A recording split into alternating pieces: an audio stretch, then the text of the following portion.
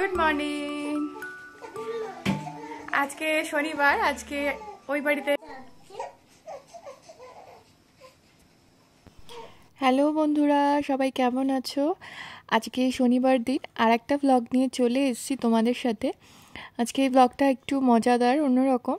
আজকে যাচ্ছি আমার বাড়িতে, মানে বাবার বাড়ি, যেখানে সাহেব বাড়ি, মানে মসলন দুপুরে। সেখানে আমরা 5জন মিলে এখন যাচ্ছি। তো অনেক দিন পরে যাচ্ছি, বাবু হওয়ার পরেই প্রথমবারই যাচ্ছি। আসলে অনেক দিন থেকেই সবাই দেখতে চাইছে বাবুকে। আর এই যে দেখো ছোট বাবু, সেও খুব মহানন্দে মামার বাড়ি, দাদুর বাড়ি যাচ্ছে আর কি। তো অনেকদিন পরেই যাচ্ছি, মনটা বেশ খুশি খুশি ভাব। আর সেখানে গিয়ে কি করছি না সেগুলোই আজকে ভিডিওতে ডিটেলসে দেখাবো। তাহলে তোমরা সাথে থাকো আর ভিডিওটা পুরোটা দেখো। যদি আমার ভিডিও ভালো লাগে প্লিজ সাবস্ক্রাইব করতে ভুলো না। তো বাড়ি যখনই যাই আমরা নতুন নতুন রাস্তা এক্সপ্লোর করতে যাই। কখনো আওয়াল সিদ্ধি হয়ে যায়, কখনো বা সোজা যশোর রোড ধরে যাই, আবার কখনো বা কিছুটা যশোর রোড, আবার কিছুটা ভিতর থেকে কুমা বিরার ভেতর থেকে একটা রাস্তা আছে, সেখান থেকে চলে যায়। তো আজকেও সেই রকমই গেছিলাম।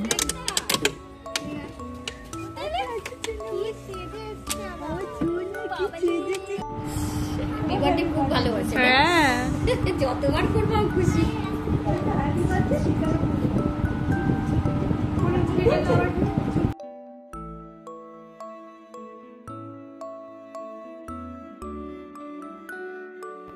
তো নাতি নাতনি দুজনকে পেয়ে বাড়ির সবাই কিন্তু ভীষণ খুশি। দেখতেই পাচ্ছ সবাই। আসলে আমার মেয়েও অনেক দিন পরে এলো। আসলে ও ছোটোবেলাটা এখানেই কাটিয়েছে, আমার থেকে আলাদাই থাকতো। আর তাই হঠাৎ করে আমার কাছে আবার চলে যাওয়ার পর মানে এরা ভীষণ ওকে মিস করে। আর আসার পরে দেখতেই পাচ্ছ সে তার আগের জায়গায় ফিরে এসে জাস্ট মানে আধিপত্য দেখাচ্ছে। সবাই ভীষণ খুশি। আর এইটা হচ্ছে আমাদের বাড়ির গাছের তাল, সেটা দুধ দিয়ে জাল দেওয়া হয়েছিল। তো বাড়ির মেয়ে বাড়িতে এসছে, বাড়ির জামাই, যদিও জামাই এই সমস্ত খায় না, আর তো সেটাই দিয়েছিল, তালের ক্ষীর যেটা। আর বাড়ির আশেপাশে, বাড়ির চারিপাশে এত গাছপালা, এত সুন্দর ফুল। আমি কিন্তু এবার বাড়ি থেকে অনেক ফুল গাছ নিয়ে এসেছি।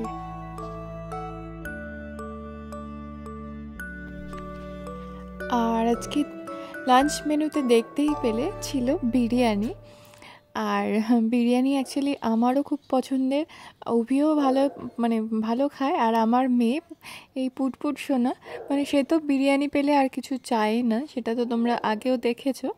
তো আমরা আসছি সেই জন্য আমাদের জন্য বিরিয়ানি করা হয়েছিল। আর আমরা সবাই দুপুরে সেটা একসাথে খুব মজা করে খাচ্ছিলাম। আসলে অনেক দিন পরে একসাথে খাওয়া, বাড়ির হাতে মানে বাড়ির রান্না খাওয়া, তার স্বাদ তো অন্যরকমই হয়। তো সেটাই আমরা সবাই মিলে এনজয় করছিলাম। এই যে আমার দেখতে পাচ্ছ পুরো থালায় ভর্তি করে নিয়েছি। আর বিরিয়ানি খেয়ে আসলে বাড়িতে ঢোকার সময় দেখলাম যে বাড়িতে অনেক রকম গাছ হয়েছে। আর আমি না একটা মাইন্ডসেট করেই এসেছিলাম যে এবার বেশ কিছু গাছের ডাল নিয়ে যাব, কারণ কি বর্ষার সময়টা চলছে, তো এই সময় যদি ডাল লাগানো যায় তাহলে কিন্তু তার থেকে নতুন গাছ হয়ে যায়। আর গাছের শখ যে আমার অনেক বেশি, সেটা তো তোমরা এতদিনে আমার ব্লগ দেখে নিশ্চয়ই বুঝে গেছো। তো কি নেব আমি সব প্ল্যান করেই এসেছিলাম। আর এই যে রঙ্গন, জবা, রঙ্গনের 2টো কালার, তারপরে ফুরুষ, সব কিছুই রয়েছে। তাই আমি ভাবলাম যে চলো কেন এখান থেকেই না নেওয়া যায়। আর এই দেখো রঙ্গন ফুল, তার সাথে কি সুন্দর ফলও হয়েছে রঙ্গনের। আরও অনেক ফুল, নয়নতারা তো জাস্ট ছড়াছড়ি, মানে ঢোকার এন্ট্রিটায় পুরো নয়নতারা দিয়ে সুন্দর সাজানো। ভীষণই ভালো লাগলো দেখে, অনেকদিন পরে এলামও, তো একটা মনে অন্যরকম আনন্দ।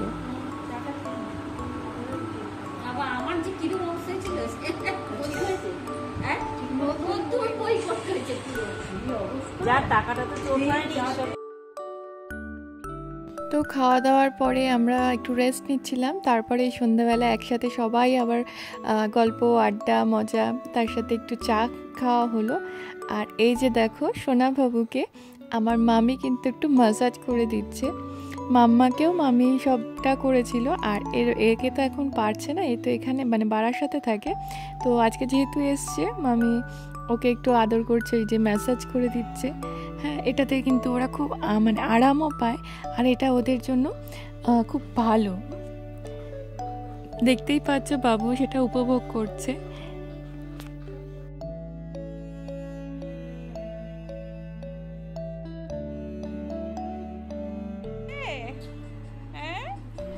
আর মাম্মার শরীরটা খারাপ ছিল, তো তাও অনেকটা জার্নি করে এসেছে, তো অনেকক্ষণ ধরে ঘুমালো। আর এই বাড়িতে ওরা একটা ছোট্ট মাম্মার বার্থডে সেলিব্রেশনের মতো আয়োজন করেছিল। মানে মাম্মা তো জন্মদিন নিয়ে খুব এক্সাইটেড থাকে সব সময়, তো জন্মদিনের সময় ও বাড়ার সাথে ছিল।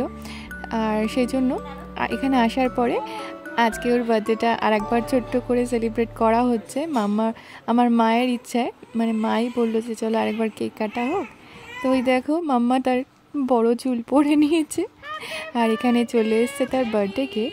আর আমরা সবাই মিলে খুব আনন্দ করে সেটাকে সেলিব্রেট করলাম।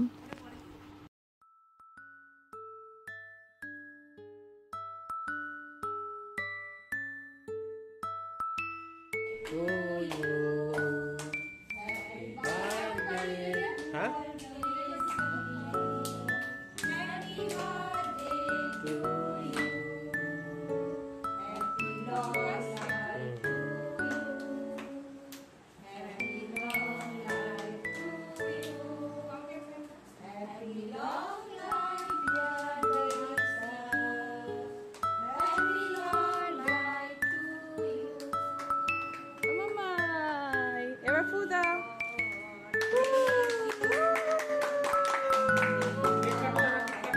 রিমি হাত ধরে কাটি দে না। রিমি, রিমি ছোট সে কাটি দাও না।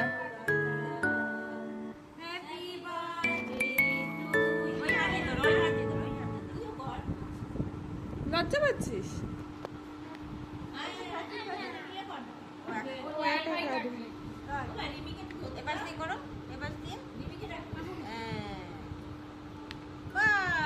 হাত জোর করো, চোখ বন্ধ।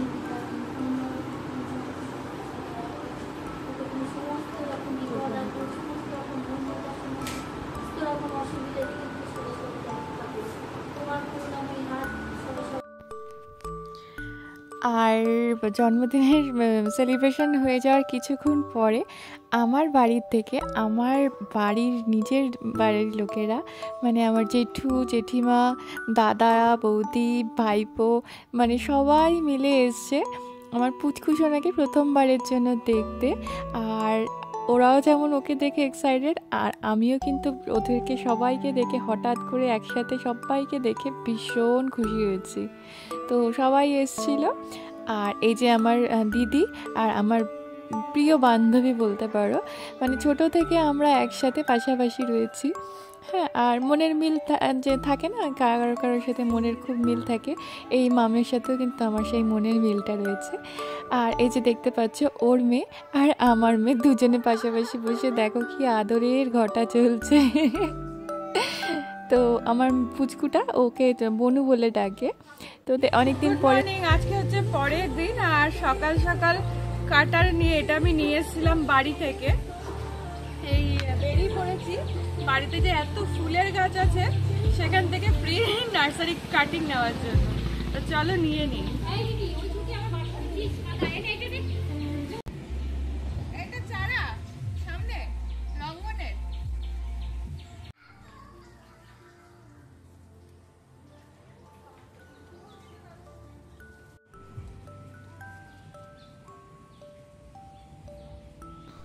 আমি আমার পছন্দ মতো ডালগুলো ভেঙে নিচ্ছিলাম আমার কাটারটা দিয়ে। শক্ত ছিল আসলে। বর্ষাকালে চারাগুলোর থেকে মানে ডালগুলো থেকে চারা শিকড় বেরোনোর চান্স অনেকটা বেশি, তো ওই জন্য এই সময়টাকে সিলেক্ট করেছিলাম। আর যেহেতু আমার এখন বাড়িতে কোনো ফুল গাছ নেই, তো ভাবলাম যে চলো একবার ট্রাই করে দেখি।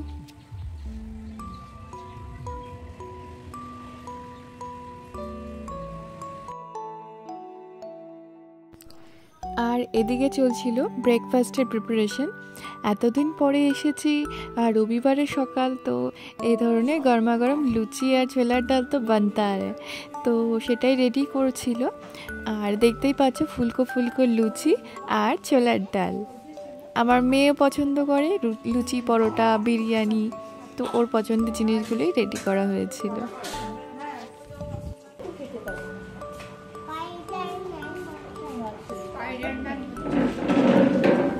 পিঠটা ঢেকে নাও তো বড়।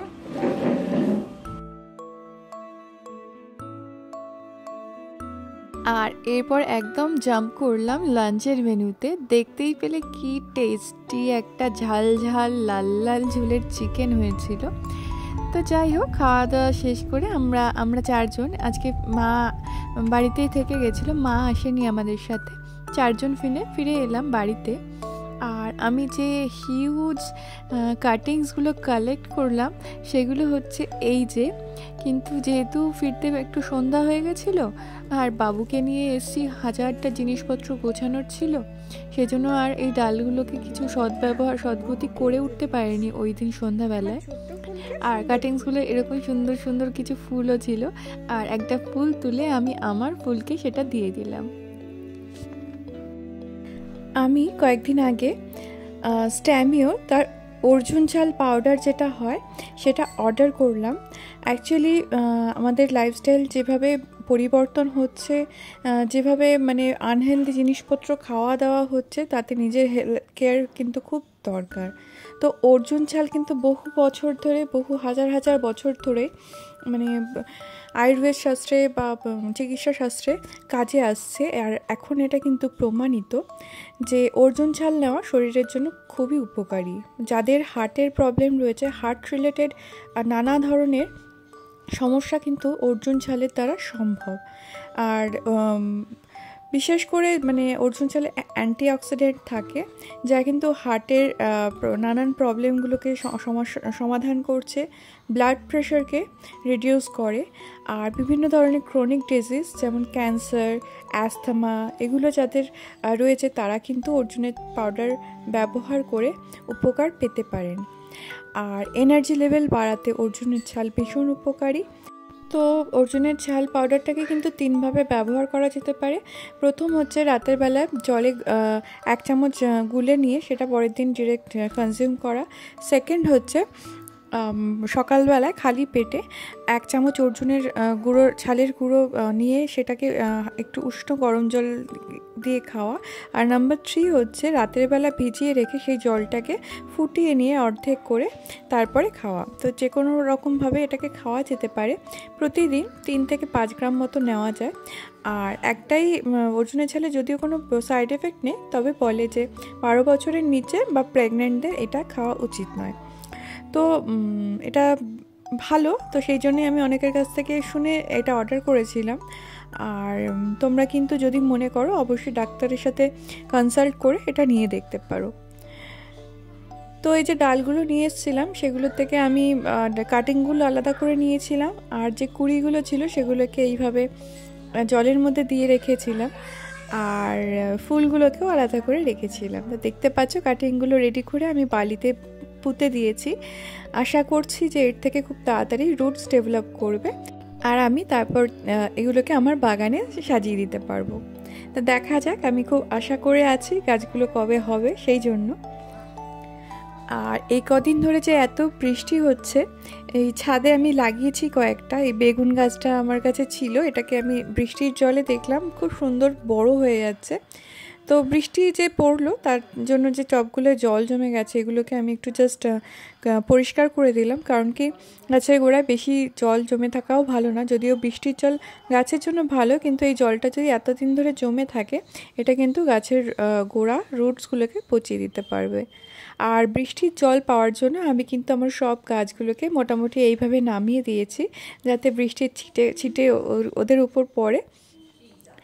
আর যে কুড়িগুলোকে আমি জলে রেখেছিলাম দেখো পরের দিন কিন্তু কি সুন্দর ফুটেছে, বুঝছো? তো এগুলোর মজাই আলাদা।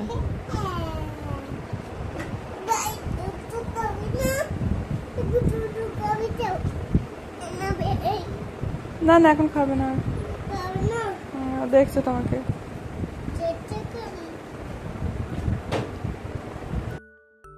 তো এইভাবে টুকটাক কাজগুলো করে নিচ্ছিলাম। এই যেগুলো একসাথে না অনেক ছড়িয়ে থাকার সবজি, এগুলোকে যদি এরকম কন্টেনারে করে ফ্রিজে রাখা হয় তাহলে কিন্তু ইজি টু ম্যানেজ হয়, নাহলে চারিদিকে ছড়িয়ে একাকার হয়। আর এখন দেখছো আমার এক ননদ, তার হাজব্যান্ড, তারা এসছিল বাড়িতে। তো এই তাদের পুচকু সোনা মাম্মাও খুব খুশি হয়েছিল ওকে পেয়ে। আসলে বাচ্চারা তো বাচ্চাদেরকে সাথে খেলতে ভালোবাসে, বাচ্চাদেরকেই পছন্দ করে, সেটারই একটা এক্সাম্পল। তো এখানে পিসি আর পিসুর সাথে দেখো কি সুন্দর ভাইকে নিয়ে খেলছে মাম্মা। তো বন্ধুরা, আজকে ব্লগটা অনেক বড় হয়ে গেল, কি করব কোনটা বাদ দেবো বুঝতে পারছিলাম না। আসলে অনেকদিন পরে বাড়িতে গেছিলাম তো, তাই সবগুলোই ভিডিওতে রেখে দিতেই মন চাইছিল। তো আজকে ব্লগটা এখানেই শেষ করছি। সবাই খুব ভালো থেকো, সুস্থ থেকো, আর আমার চ্যানেলটাকে সাবস্ক্রাইব করতে ভুলো না, বন্ধুদের মাঝখানে শেয়ার করে দিও। টাটা, দেখা হবে পরের ব্লগে, বাই।